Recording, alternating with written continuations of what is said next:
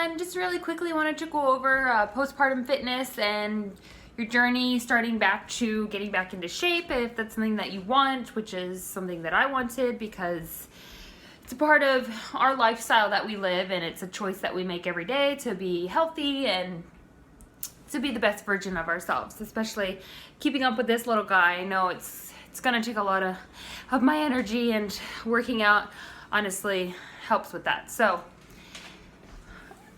I would say obviously wait for your doctor's appointment, wait for them to clear you, wait for them to tell you that, you know, depending on how you have your child. I had a C-section and they cleared me. My incision obviously looked fine, and so, but honestly they didn't know that I like to run and stuff, so they didn't even say that I was okay to exercise. But I obviously just went with my level of comfort and how I felt and how my body was recovering the way that it should. So obviously I waited. I didn't do anything for a while, but I kind of got antsy, so I started when I felt like I wanted to and when I could.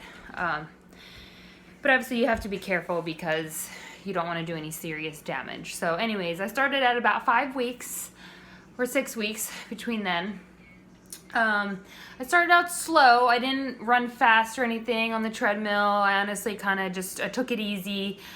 I kept doing some of the exercises that I was doing while I was pregnant, but at the same time I wanted to, you know, maybe work a little bit harder, push myself a little bit more, because I knew that I wanted to get back to how I was working out before I got pregnant, which was, you know, I did a lot of high intensity type of interval training. I took boot camp classes. I was working hard. So, but again, that also helped me while I was pregnant, just because I stayed active and I ate healthy, and I did whatever I could to obviously keep healthy for him too, because it really makes a difference, especially when in your recovery process.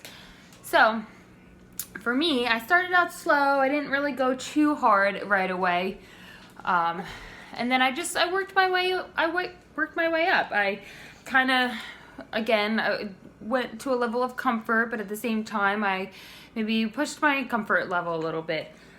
You know, he would take a nap. He took really long naps. They do that as babies, infants. They sleep a lot. So when he would sleep, I would try to work out, you know, get things done, quick get a shower, so on and so forth. So it took time. It didn't happen overnight. I really didn't, you know, you don't see changes over a day, but I really stuck to my routine, stuck to my healthy eating patterns. I drank a lot of water. My water intake was very high because, especially with breastfeeding, or I'm pumping, so it really helps with that. You get really thirsty, and also you get really hungry all the time. So again, you're going to be eating, but I chose to make healthy eating choices because not only is it good for the milk that you're producing for him, well, for him, but it's also, you know, it's good for me as well. So I'm gonna set this down because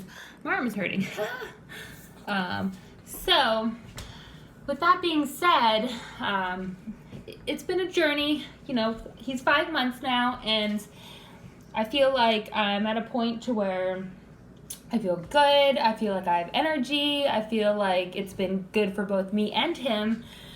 You know, the extra work that I've done to get back into shape.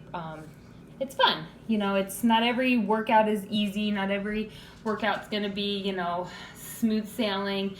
I have had to stop and start so many times with what I was doing. I've had to start in the morning, you know, and then I just had to regroup myself and completely go back to it in the afternoon because I was left feeling defeated a little bit, you know, like I'm not going to get this done, or, you know, I'm just feeling like, you know, I wanted to give up. But honestly, I just kind of had to go back to it and, you know, kept moving on. At the end of the day, I wanted to feel like I was accomplishing my goals that I had set for myself. So anyways, long story short, eventually I decided I wanted to push my limits a little bit and sign up for a half marathon, which, you know not everybody does that, but it's something that I know was important to me, and I told my husband that I was going to doing it for myself. Obviously, I took him on all of my runs. I think there was one run I didn't take him on, just because I needed to get one long training run in before the actual day of the race.